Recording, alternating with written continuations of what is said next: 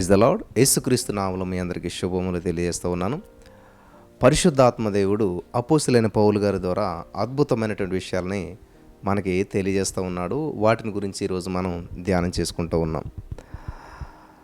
పరిశుద్ధుల కొరకైనటువంటి సందా విషయం అయితే, నేను గలతీ సంఘములకు నియమించిన ప్రకారము మీరును చేయుడి. ఒక నియమము ఉన్నది, దశంభాగం లేదు కొత్త నిబంధనలు అని చెప్పి చాలామంది అంటూ ఉంటుంటారు. అలా ఏమీ లేదు. మత్తయి సువార్త 23వ అధ్యాయంలో యేసుప్రభువారే స్వయంగా మాట్లాడుతూ, మీరు పుదీనాలో సోంపులో అన్నట్లు దశంభాగం తీస్తున్నారయ్యా, మంచిదే, వాటిని మానేయద్దు, కానీ మరేం చేయాలి తెలుసా? దశంభాగం ఏంటో మానేయకుండా ఏం చేయాలంట?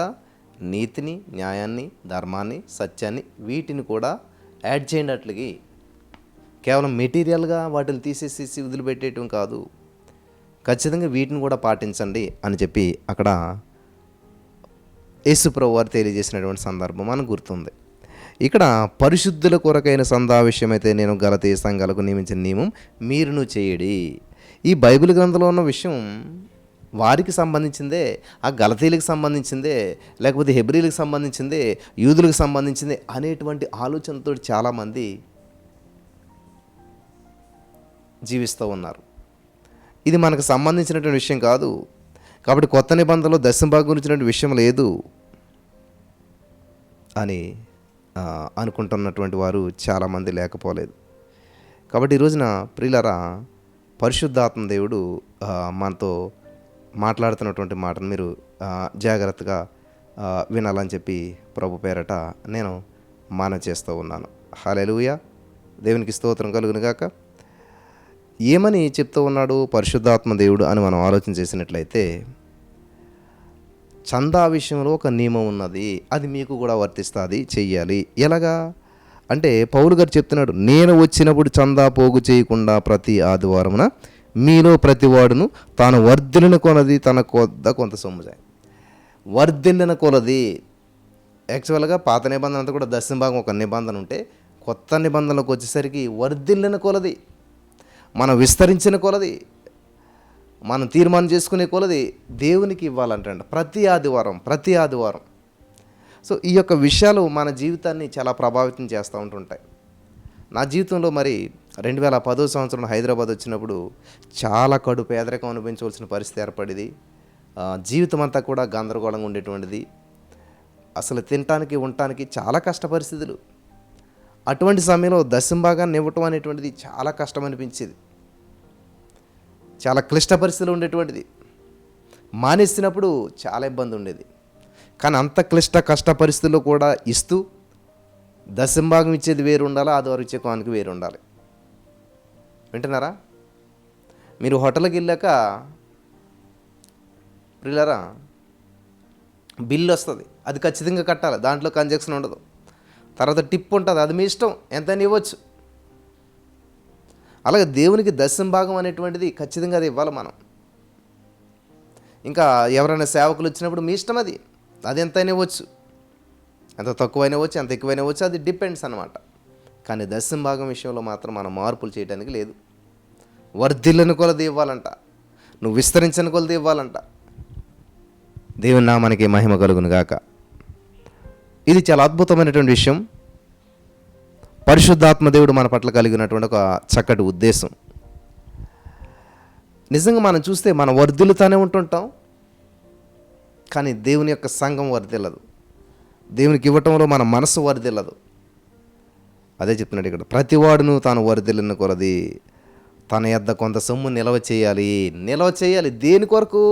దేవుని పరిచర్య కొరకు, దేవుని మహిమార్థం కొరకు, దేవుని యొక్క సువార్త విస్తరణ కొరకు. ఈ విధంగా మనం ఆలోచన చేసినట్లయితే అనేక మంది రక్షించబడతారు. మన ఆలోచన ఏంటంటే, నిన్న బాప్తిసం పొందాను, నా జీవితం బాగుంది, చక్కగా వెళ్ళిపోతుంది, ఇది చాలు అనుకుంటూ ఉంటుంటాం. కానీ దేవుడు చెప్తున్నాడు ఏంటంటే, నువ్వు వర్ధిల్లే కొలది అనేక మందికి దీవెనకరంగా ఉండాలి, నువ్వు దీవించబడగలదు, అనేక మందికి ఆశీర్వాదకరంగా ఉండాలి, నీ జీవితంలో పెను మార్పులు సంభవించాలి, నీకు ఆధ్యాత్మికమైన అభివృద్ధి, ఫైనాన్షియల్గా అభివృద్ధి, అన్ని ఏరియాల్లో నా ప్రియుడ ఆత్మ వర్ధిల్లుచున్న ప్రకారం ఆత్మలో వర్ధిల్లాలి. ముందుగాను ఆత్మానుసారమైన జీవితాన్ని జీవించాలి. హల్లెలూయా. అందుకనే కొన్ని డిసిప్లిన్స్ అనేటువంటి అవసరం.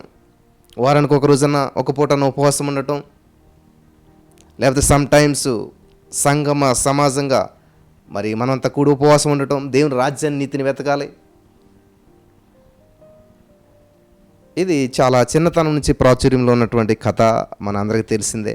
ఒక పాప, ఒక యవనస్తురాలు వచ్చి, పాస్టర్ గారు నేను చర్చికి రానండి. అందరూ కూడా అసలే ఒకరు ఫోన్ చేసుకుంటున్నారు, ఒకరు అది చూసుకున్నారు, ఒకరు ఇది చూసుకుంటున్నారు. అసలు దేవుని వాక్యం చెప్తుంటే ఎవరు వింటలేదండి అసలని.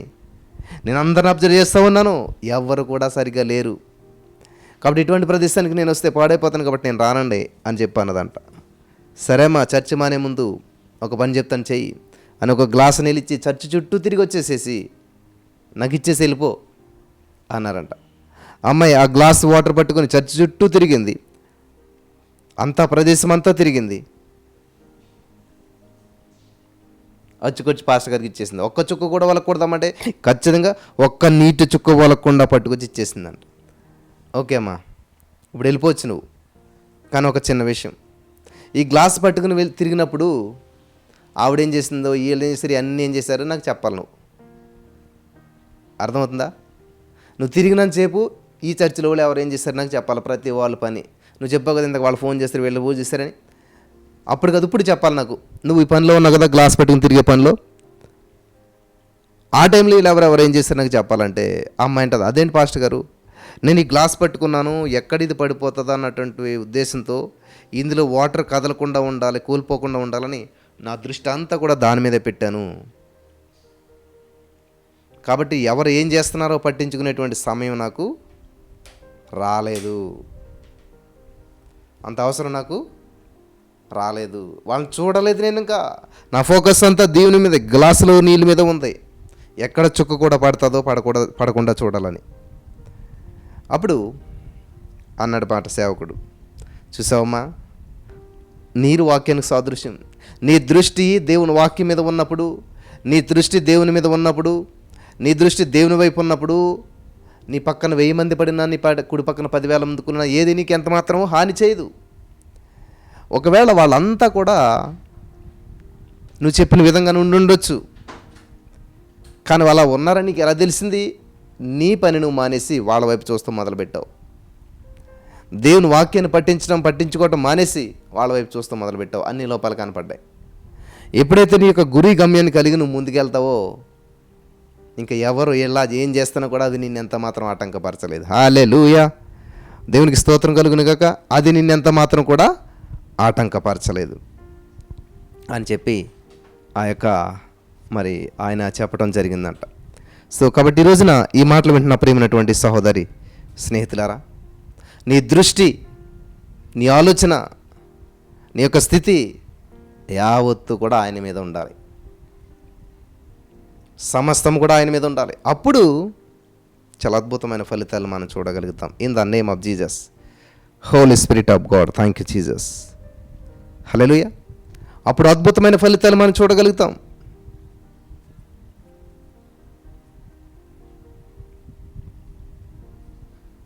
ఆ పాప అలాగే చేసింది. ఎవరేమైనా నాకు అనవసరం, ఈ గ్లాసులో నీళ్ళు పడకుండా నేను చూసుకోవాలనుకుంది, అంతే, గమ్యం చేరుకుంది.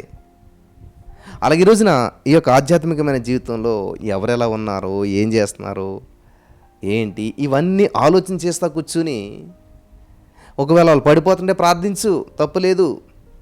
కానీ వాళ్ళు పడిపోతుంటే, పతనం అయిపోతుంటే దాన్ని నువ్వు తీసుకుని ఎంటర్టైన్ చేయొద్దు, చెడుగా మాట్లాడొద్దు. ఇక్కడ పౌలు గారు చెప్తున్నారన్నమాట, కానుకలు పట్టండి, ఆదివారం కొంత పోగు చేయండి, అది దేవుని పరిచర్యకు పంపండి, యెరూషలేముకు పంపించండి, అవసరమైతే నేను కూడా ఉంటానప్పుడు. ఇలాగ అనేక విషయాల్లో వాళ్ళని ఎంకరేజ్ చేస్తూ ఉన్నాడు. సత్యం మిమ్మల్ని స్వతంత్రంగా చేస్తుంది. ఏదైనా ఫైనల్గా నువ్వు అభివృద్ధి చెందడానికి, నువ్వు ఆశ్రయించబడటానికి, నువ్వు దీవెనకరంగా ఉండటానికే చూసుకోవాలి. దేవుని మహిమార్థంగా మొట్టమొదటి చూసుకోవాలి. అందుకనే మొదట ఆయన రాజ్యాన్ని, నీతిని వెతకాలంట. హల్లెలూయా. మొదట ఆయన రాజ్యాన్ని, నీతిని వెతకాలంట. ఎంతకాలమైంది మనం అసలు దేవుని కొరకు, దేవుని సన్నిధిలో మనం మోకరించి ఏ అవసరతలు లేకుండా ప్రార్థించి ఎంతకాలమైంది? ఏ సమస్య లేకుండా ప్రార్థించి ఎంతకాలమైంది? ఏదో సమస్య నుంచి విడుదల పొందటానికి కాకుండా ప్రార్థించి ఎంతకాలమైంది? అసలు ఏది సమస్య లేదు. యేసుక్రీస్తు ప్రభువు 40 రోజులు ఉపవాసం ఉండగలిగాడంటే ఆయనకు వచ్చిన సమస్య ఏంటి? ఆయనకి వచ్చిన ఇబ్బంది ఏంటి? ఏదీ లేదు, అసలు సమస్య లేదు ఆయనకి. ఆయన నశించిన దాన్ని రక్షించడానికి వచ్చాడు. ఆయన రక్షకుడిగా వచ్చాడు. ఆయనకే సమస్య లేదు.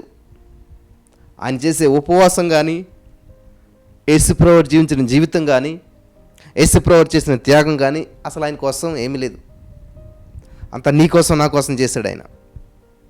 అంత నీ జీవితం నా జీవితం బాగుండాలని చేశాడు ఆయన. ఈ యొక్క సత్యాన్ని గ్రహించిన రోజున మరి మన యొక్క జీవిత విధానం మారిపోతుంది, మన యొక్క ఆలోచన విధానం మారిపోతుంది, మన ప్రార్థనా విధానం మారిపోతుంది, పరిస్థితులన్నీ కూడా మారిపోతాయి. హల్లెలూయా. కానీ మారట్లేదు మనకి. ఎందుకనంటే మనం ఎక్కడో రాంగ్ డెసిషన్ మేకింగ్ రాంగ్ తీసుకున్నాం. మన ఆలోచన విధానంలో మార్పులు రావట్లేదు. ఇంకా మన యొక్క థింకింగ్ ఎలాగున్నదంటే, దేవుడు 2000 సంవత్సరాల క్రితం వచ్చాడు, వెళ్ళిపోయాడు కాబట్టి ఆ టైంలో అద్భుతాలు చేశాడు, ఆ టైంలో ఇంత చేశాడు, మళ్ళీ ఇప్పుడు అవి జరగవు అనేటువంటి తీర్మానంలో చాలామంది ఉంటున్నారు, చాలామంది చెప్తున్నారు. కాబట్టి వాస్తవం దేవుడు చెప్తున్నాడు, నిన్న నేడు ఏకరీతిగా మారడైనా ఆయనకు అసాధ్యమైనటువంటిది ఏది లేదు. దేవుడికి సమస్తం సాధ్యమే. ఏదైనా చేయగలుగుతాడు, ఎలాగైనా చేయగలుగుతాడు. కథ మొత్తం మార్చేస్తాడు ఆయన.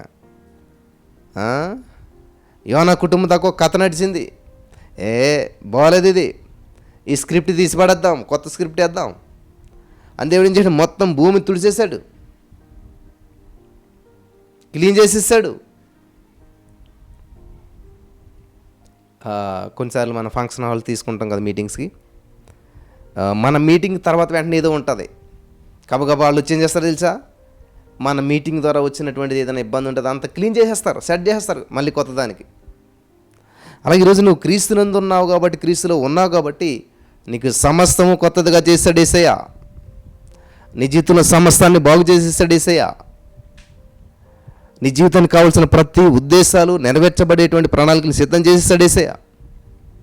కానీ మనం ఏంటంటే ఎలాగ ఉంటుంది, ఎక్కడ ఉంటుంది, ఏం చేయాలి, మన గమ్యం ఏంటి, మన గుర్రు ఏంటి, మనకు ఆలోచన విధానం ఏంటి, తర్వాత నేనేం చేయాలి, దేనికి అప్లై చేయాలి, వద్దా, చేయాలా, ఏం జాబు, ఇదంతా కూడా దేవుడు నాకు చెప్తాడు అని వాసిపడుతున్నావా? చెప్తాడు. ఎలాగా? వాక్యం చదవాలి. వాక్యంలో నుంచి దేవుడు మాట్లాడతాడు. ఈజియెస్ట్ వే దేవుడు మాట్లాడే విధానానికి ఏంటి తెలుసా? వాక్యాన్ని చదవటం. హల్లెలూయా. ఎందుకంటే వాక్యాన్ని ధ్యానిస్తూ ఉండగా ఊహించిన రీతిలో నీకు నువ్వు ఒక తీర్మానం చేసుకుంటావు. ఊహించని రీతిలో నీకు నువ్వు ఒక తీర్మానం చేసుకుంటావు. ఎవరు నీకు చెప్పవసరం లేదు. ఎందుకంటే దేవుని వాక్యంలో శక్తి ఉన్నది కాబట్టి శక్తి చేత నింపబడతావు, దేవుని ఆత్మ చేత నింపబడతావు. నువ్వు మాట్లాడుతూ ఉంటావు, ఏం చేయలేవు, ఎలా చేయాలి, ఇవన్నీ కూడా గొప్ప గొప్ప అద్భుతమైనటువంటి రీతిలో పరిశుద్ధాత్మ దేవుడు నీకు సహాయం చేసి మాట్లాడిస్తాడు. ఎప్పుడు పరిశుద్ధాత్మ దేవుని చిత్తానికి లోబడి, అసలు పరిశుద్ధాత్మని నమ్మకపోతే ఇంకెలా జరుగుతుంది? పరిశుద్ధాత్మ దేవునికి లోబడి, పరిశుద్ధాత్మ దేవుడు నడిపించే నడిపింపుకు సత్యంలోనికి నడుస్తూ ఉన్నప్పుడు అప్పుడు అద్భుతమైన ఫలితాలు చూడగలుగుతాం. హల్లెలూయా. దేవునికి స్తోత్రం కలుగును గాక. కాబట్టి దేవుడే చెప్పాడు, నేను వెళ్ళి వేరొక ఆదరణకర్తను పంపిస్తాను, సత్యస్వరూపైన ఆత్మ వచ్చినప్పుడు మిమ్మల్ని స్వతంత్రంలోకి నడిపిస్తాడు. ఈరోజున స్వతంత్రం లేదు, స్వేచ్ఛ లేదు, అంతా కూడా మోసము, ద్వేషము, అసూయ, విచ్ఛిన్నము, విడాకులు. ఎందుకు వస్తున్నాయి ఇవన్నీ కూడా? దేవునితో సమయం ఎక్కువ గడపకటం వల్ల. నిన్ను విడిపించేవాడు, నిన్ను విడిపోయేలా చేసేవాడు, నీ కుటుంబం విచ్ఛిన్నమేలా చేసేవాడు వాడు దొంగ, దోచుకునేవాడు. దేవుడు కట్టేవాడు, దేవుడు చేసేవాడు, దేవుడు బాగు చేసేవాడు. హల్లెలూయా. సైతానుగాడు దొంగ, దోచుకునేవాడు. Thank you Lord, thank you Jesus. సైతానుగాడు దొంగ, దోచుకునేటువంటి వాడు. ఒకవేళ ఈరోజు నీ జీవితం ఇంతవరకు ఎన్నో ప్రతికూల పరిస్థితుల్లో వెళ్ళారేమో, జీవితం అంతా గందరగోళంలో ఉన్నదేమో, ప్రతికూల పరిస్థితులను నిలబడి చేస్తూ వచ్చేయేమో, అప్పుల సమస్యలో అప్పులు ఊపులు ఉరిక్కిపోయారేమో, ఇంక నేను బయటపడుతున్నా వల్ల కాదని తీర్మానానికి మీరు వచ్చేసారేమో. అయితే ఈ రోజున పరిశుద్ధాత్మ దేవుడు నీతో మాట్లాడుతున్నట్టు మాటను జాగ్రత్తగా వినాలి. ఏది ఏమైనా సరే నా దేవుని నేను మహిమపరుస్తాను, సజీవుడినై దేవుని మహిమపరుస్తాను. అంతే, సజీవులుగా ఉండాలి మనం. ఎందుకనంటే దేవుని మహిమపరచడానికి సజీవులుగా ఉండాలి మనం, దేవుని మహిమపరచడానికి.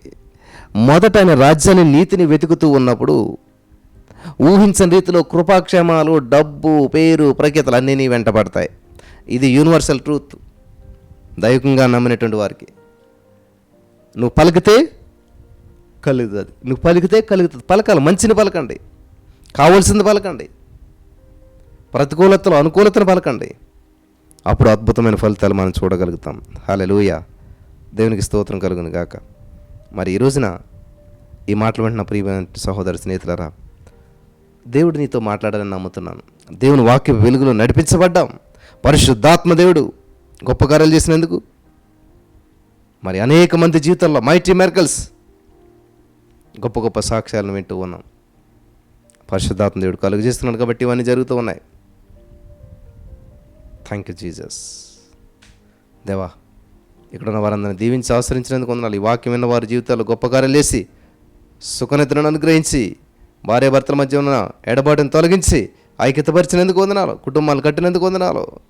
యేసుక్రీస్తు నామములో ప్రతి బంధకాల నుంచి విడుదల పొందుకొని ప్రతి వారు ఆనందంగా సంతోషంగా నీ నామాన్ని మహింపరిచే కృప చూపించమని యేసు నామములో ప్రార్థించిన మేము పొందుకుని ఉన్నాం తండ్రి. ఆమెన్.